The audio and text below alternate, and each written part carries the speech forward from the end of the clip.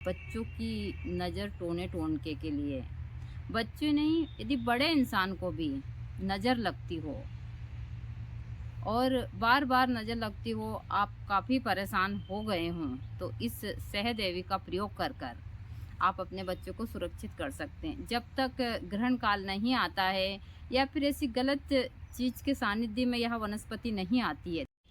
जय माता दी सभी को। हर हर महादेव। यह पौधा है सहदेवी का। सहदेवी का पौधा ऐसे तो बहुत बाधा हुई, नज़र, टोना टोन का सब में चलता है, लेकिन आज आप लोगों को मैं इसका एक सटीक और छोटा सा प्रयोग मुश्किल से आपको मैं 10 से 5 मिनट के वीडियो के अंदर बताने वाली हूँ। यह जो सहदेवी का पौधा है, या बच्चों की नज़र के लिए चमत्कारी प्रभाव दिखाता है। इसको किस प्रकार कार्य में लेना है, किस दिन लेना है, किस नक्षत्र में और कैसे बच्चे को धारण करवाना है, तो पूरे ब्लॉग में बने रहिए, विस्तार से देखिए और देखने के बाद में घर बैठे आप अपने बच्चे की नज़र, टोना टोनका और इन्हीं सारी चीज़ों से मुक्त हो सकते हैं। तो यही है सहदेवी। सहदेवी बड़े से बड़े कोर्ट केस को या फिर निंद्रा ना आने वाली बीमारी को, भूत प्रेत बाधा को, इन बहुत सारी बीमारियों में यह चमत्कारी प्रभाव दिखाती है। चाहे वशीकरण हो पुरुष या महिला का, इन सारी चीज़ों का, लेकिन जायज़ चीज़ों में ही यह कार्य करती है। तो बने रहिए पूरे ब्लॉग में, विस्तार से पूरा ब्लॉग देखिए और देखने के बाद में आप इसका तावीज़ बनाकर अपने बच्चे को धारण करवा कर उसको नज़र, टोने टोन के और इन सारी चीज़ों से का छोटे बच्चे या बड़े इंसान की नज़र के लिए छोटा सा प्रयोग देने जा रही हूँ। देखिए, मैं हमेशा बोलती हूँ कि मैं वनस्पति के क्षेत्र में सबसे ज़्यादा तंत्र में काम करती हूँ, क्योंकि वनस्पति मुझे साक्षात दिखती है और इसका प्रयोग मैं पिछले 20 साल से कर रही हूँ। तो यहाँ हर एक क्षेत्र में चमत्कारी प्रभाव दिखाती है। तो यहाँ मेरे पास में सहदेवी, ऐसे तो मैंने सहदेवी का पूरा वीडियो दिया है, आप विस्तार से देख सकते हो, और मेरे वीडियो में कम से कम आपको 10 से 15 वीडियो सहदेवी के मिल जाएंगे, क्योंकि मैं सहदेवी को तंत्र में सबसे अच्छी वनस्पति और बहुत ही कारगर मानती हूँ, क्योंकि इसको हम पिछले 20 साल से इस्तेमाल कर रहे हैं और इसका इस्तेमाल कर कर हज़ारों मरीजों को हमने ठीक भी किया है। दूसरा, यहाँ पर बहुत ज़्यादा मच्छर है हमारे यहाँ पर, और मच्छर जंगल के मच्छर है यहाँ, एकदम काले वाले। यह डिस्टर्ब भी करते हैं वीडियो बनाने में भी बहुत सारे, क्योंकि ये जहाँ काटते हैं वहाँ बड़ी वाली सी एक फुंसी बना देते हैं, और इसी हिसाब से सारी यहाँ पर गर्मी भयंकर है। तो आपको किस प्रकार इस वनस्पति को लेना है, किस प्रकार से यह तंत्र में काम करती है। यह कोर्ट केस के लिए चमत्कारी प्रभाव दिखाती है। जिस प्रकार बगलामुखी अनुष्ठान काम करता है, उसी प्रकार यह वनस्पति भी काम करती है कोर्ट केस में। जिन लोगों को निंद्रा नहीं आती है, उसके लिए भी मैंने इसका वीडियो बनाया है, जो मेरे अंदर ब्लॉग में आप देख सकते हैं जाकर।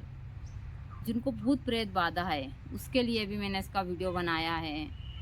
इसका काजल बनाया, काजल की विधि दी है मैंने, इसका तिलक की विधि दी है, धन प्राप्ति के इसके प्रयोग दिए हैं, और मैं बहुत सारे भक्तों को पार्सल के द्वारा इसका वितरण भी करती हूँ, लेकिन मैं अच्छे नक्षत्र और योग में ही लेती हूँ। दूसरा, अभी सहदेवी का प्रयोग सबसे अच्छा इसका योग आ रहा है कृष्ण जन्माष्टमी को।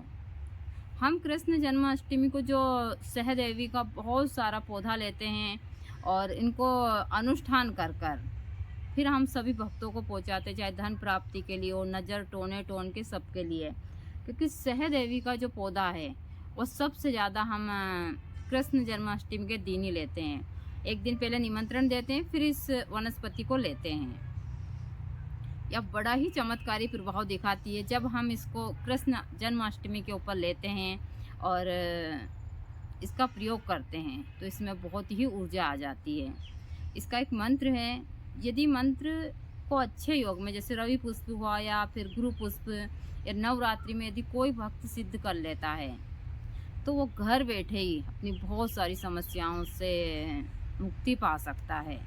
मैंने इसका मंत्र भी अंदर दिया है, लेकिन आज जो मैं मंत्र देने जा रही हूँ वो छोटा सा मंत्र रहेगा और उसको साधारण व्यक्ति भी इसको ले सकता है। तो जिन बच्चों को नज़र, टोना टोन का यह सारी चीज़ें हो रही है, तो आपको रवि पुष्प में इस वनस्पति को लेना है, ग्रहण काल या अमावस्या के दिन भी ले सकते हैं आप। अमावस्या के दिन लेना है तो 14 के दिन इसको निमंत्रण देना होगा। फिर अमावस्या के दिन अमावस्या प्रातः सूर्य उदय के समय जाकर इस वनस्पति को लाना होगा। इसका निमंत्रण देने का तरीका है, आपको गौधुली बेला में जाना है, एक जल का लोटा, उसमें एक सिक्का, सुपारी, थोड़ा सा चावल, कंकुओं, साथ में अगरबत्ती, स्नान कर कर साफ सुथरे कपड़े पहनकर शाम के समय गौधुली बेला में इस पौधे के पास जाना है। जाते समय आपको क्रीम क्रीम मंत्र का उच्चारण कर कर जाना है, सिर्फ क्रीम क्रीम, किसी से रास्ते में नहीं बोलना है। आप इस पौधे के पास जाइए, वह जल अर्पण कीजिए, अगरबत्ती लगाइए, इनको प्रणाम कीजिए और थोड़ी देर वहाँ बैठकर पूर्व तरफ मुँह कर कर क्रीम क्रीम मंत्र का उच्चारण कीजिए। उच्चारण करने के बाद में आप थोड़ी देर वहाँ बैठकर और घर आ जाइए, किसी को बताइए मत। फिर प्रातः जल्दी जाइए, जैसे रवि पुष्प नक्षत्र हुआ तो आप उस नक्षत्र में, गुरु पुष्प में या अमावस्या के दिन आप उस नक्षत्र में, या फिर अमावस्या के दिन सूर्योदय से पहले जाइए।